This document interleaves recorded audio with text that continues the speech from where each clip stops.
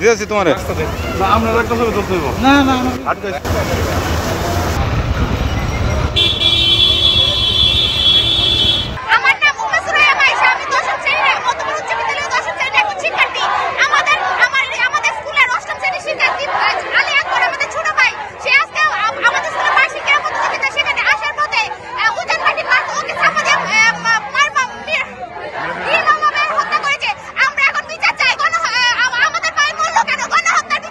আমি মধ্যপাড়া উচ্চ বিদ্যালয়ের একজন শিক্ষার্থী। আমার নাম আবু সাইদ।